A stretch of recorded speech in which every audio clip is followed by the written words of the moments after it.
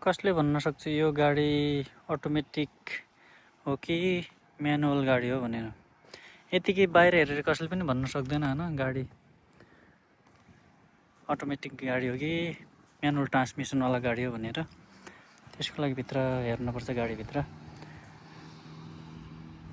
यो भिडियो मैले किन बनाएको भन्दा जो पहिला म्यानुअल गाडीबाट अटोमेटिकमा स्विच हुन चाहनुहुन्छ उहाँहरू अथवा म जस्तै पहिला नेपालमा म्यानुअल गाडीको लाइसेन्स निकालेर बाहिर आएर अटोमेटिक गाडी चलाउने मान्छेको लागि युजफुल हुन सक्छ।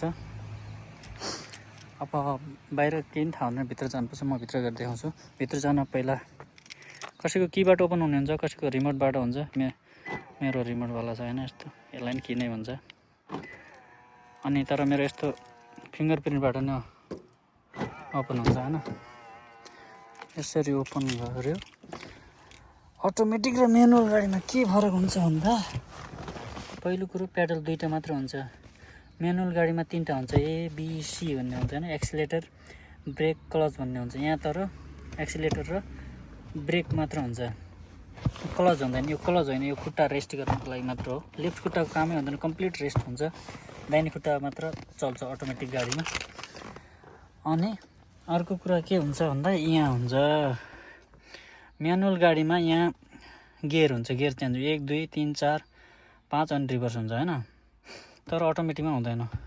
अटोमेटिकमा parking P, reverse, neutral, driving अनि कहिलेकाहीँ यो सेमी म्यानुअल मोड भन्छ यसलाई। कहिलेकाहीँ म्यानुअलमा चलाउँदाखेरि त्यस्तो रफ बाटो भएको लागि मात्र यस्तो हुन्छ। अनि कसैको यस्तो ह्यान्ड ब्रेक हुन्छ, मेरोमा ह्यान्ड ब्रेक पनि छैन। यही हो पार्किङ ब्रेक। यसैले अटोमेटिक एप्लाई हुन्छ। जब पार्किङमा मैले लिन्छु अटोमेटिक आफै एप्लाई हुन्छ। मैले पार्किङ पनि थिच्नु पर्दैन, ब्रेक एप्लाई गर्न पर्दैन। अब स्टार्ट कसरी गर्ने त? म्यानुअल गाडीमा त पहिला क्लच थिच, त्यसपछि ब्रेक थिच, अनि कीले घुमाऊ हैन, अथवा पुस स्टार्ट भने पुस स्टार्ट थिच हुन्छ। तर यसको त्यस्तो हुँदैन। यसको जस्ट ब्रेक थिच, त्यसपछि ब्रेक थिच अनि यो पुस स्टार्ट बटन थिचिराख, स्टार्ट नहुँदासम्म स्टार्ट भयो। त्यसपछि यहाँ देखाउँछ पार्किङको P देखाउँछ, त्यो त म्यानुअलमा पनि देखाउँछ होला हैन। रिभर्स, यो साउन्ड चाहिँ ओपन भएर न्युट्रल भयो, ड्राइभिङ।